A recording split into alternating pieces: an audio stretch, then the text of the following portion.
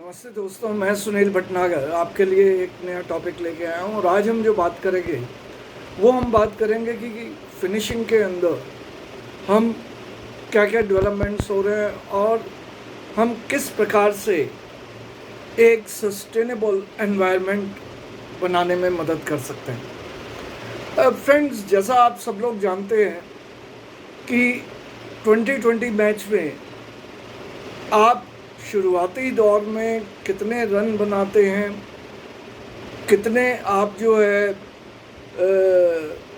Players को out करते हैं, मगर ज़रूरी ये होता है कि फिनिश आप उस मैच का किस प्रकार करते हैं। और डेफिनेटली जीत के ही हम करना चाहेंगे। वही केस हमारे कपड़ा बनाने में होता है। स्पिनिंग में आप कितना ही अच्छा धागा बना लें, कितना ही अच्छा कपड़ा बना लें, मगर जब तक उसकी फिनिशिंग अच्छी नहीं होगी तब तक वो कपड़ा पहनने वाले को अच्छा नहीं लगेगा। अब जैसा हम जानते हैं कि हमें बताया भी गया है कि जीवन में आगे बढ़ने के लिए या जीवन जीने के लिए हमें रोटी, कपड़ा और मकान चाहिए। तो कपड़ा जो है ये हमें हर स्थिति में हमारे लिए जो है बहुत महत्वपूर्ण पार्ट करता है। मगर इसके साथ साथ मैं यहाँ पे एक ऐड करना चाहूँगा, दैट इज़ कॉल्ड नॉलेज या ज्ञान। अगर हमें ज्ञान है कि कौन सी रोटी खा के मैं तंदुरुस्त रहूँगा या जल्दी पचेगी, अगर मुझे ज्ञान है कि गर्मियों में सर्दियों में कौन सा कपड़ा पहनना चाहिए या कौन सा रेशे का इस्तेमाल करना है या कौन सी फिनिशिंग होनी चाहिए या डेग्रेडेबल होना चाहिए या बायोडेग्रेडेबल होना चाहिए, तो दोस्तों हमारा जो संसार है बहुत अच्छा हो जाएगा। इसी प्रकार मकान, अगर हमें ज्ञान है कि मकान जो है वो किस प्रकार का होना चाहिए, बाथरूम कहाँ पे होना चाहिए, किचन किधर होनी चाहिए, कौन से प्रकार का फर्निशिंग मुझे करना है, तो ज़रूरी है। तो ज्ञान प्लेज एन इम्पॉर्टेंट रोल। रोटी, कपड़ा, मकान हम बात करते हैं जीवन जीने के लिए, मगर अगर ज्ञान नहीं है तो ये तीनों चीज़ें मिल भी जाएंगी तो हमें फ़ायदा नहीं पहुंचता। अब इसके लिए हमें सबसे बड़ी बात है कि मैं आज का टॉपिक सस्टेनेबल का जो ले रहा हूँ, फिनिशिंग की बात कर रहा हूँ। क्यों?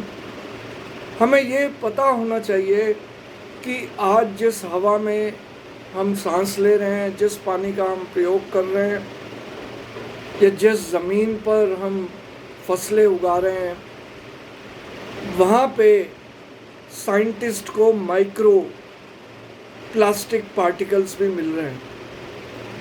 क्योंकि हर कोई जानता है कि हमारा सबसे ज़्यादा जो इंडियन टेक्सटाइल इंडस्ट्री है वो 14% इंडस्ट्रियल प्रोडक्शन में कंट्रीब्यूट करता है।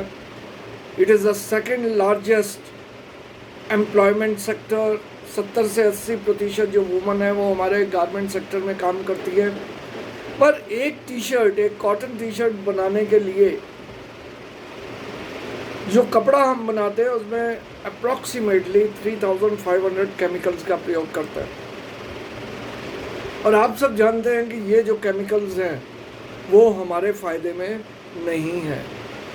और अगर यहाँ पे हम कार्बन फुटप्रिंट की बात करूँगा तो चाहे वो वूल सेक्टर है, आपको पता होना चाहिए कि 2 से 30 पाउंड एक भेड़ वूल देती है।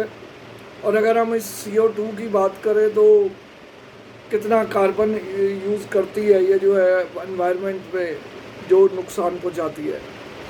हम अगर बात करें सिल्क वॉर्म्स की तो एक 5 मीटर साड़ी बनाने के लिए 10,000 सिल्क के कीड़े उन्हें नष्ट करना पड़ता है। और साथ ही साथ यहाँ पे बात बनाएंगे कि 1 किलो पेपर के लिए 2 से 3 किलो वुड का इस्तेमाल होता है। अब इसके लिए हमें करना क्या है कि आज अगर हमें जीवन, आप जो मैसेज आज हम आपको देना चाह रहे हैं कि जो चीज़ आप प्रोड्यूस नहीं कर रहे उसको नष्ट करने का भी हमें हक नहीं बनता। आज लगभग 3000 लीटर पानी जो है एक शर्ट बनाने में इस्तेमाल होता है। आज केमिकल जो हम यूज़ कर रहे हैं वो सारे के सारे आपके ज़्यादातर हमारे हार्मफुल हैं। एक कनेडियन, एवरेज कनेडियन 32 किलो जो है वो अपना कपड़ा जो है वो खुले में डाल देता है। ऑस्ट्रेलियन की बात करें तो 6000 किलो क्लोथिंग जो है वो हर मिनट में डाल रहा है। और यही हालत जो है हमारे यूरोपियन कंट्रीज़ जो हैं, सो कॉल्ड डेवलप कंट्रीज़ की बात है। अब यहाँ पे हमें करना क्या पड़ेगा कि हमने खुद को सुंदर दिखने के लिए, खुद की सेफ्टी के लिए, खुद की ब्यूटी के लिए, खुद को स्टेटस ज़्यादा दिखाने के लिए हम पर्यावरण को नष्ट कर रहे हैं, हम ट्रीज़ को काट रहे हैं, हम एनिमल वेल्थ को कम कर रहे हैं। तो आज इस टॉपिक के ज़रिए इसे सोचने की ज़रूरत है।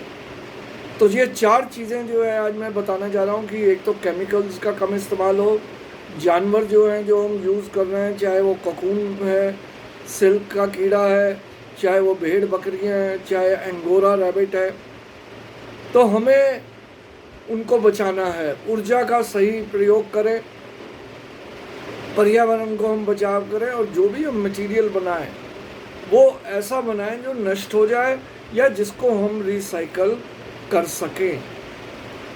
अब इसके लिए हमें करना क्या पड़ेगा? इसके लिए सबसे बड़ा जो आज का जो मुद्दा है वो है स्लो फैशन पे कि हमें फास्ट फैशन, आज हम जो बदलता जो फैशन है कि हम अगर अलमीरा देखें कपड़ों वाला तो उसमें ज़्यादातर जो है वो हमारे कपड़े कहीं यूज़ ही नहीं होते। तो हमें सबसे पहले स्लो फैशन पे जाना पड़ेगा। हमें ऐसे फाइबर इस्तेमाल करना पड़ेंगे जो रिसाइकल हो सके। कपड़े जो हैं रेंटेड क्लोथ्स जो हैं ज़्यादातर इस्तेमाल करें, क्योंकि आजकल शादियों के जो कपड़े हैं वो मिल जाते हैं किराए पे।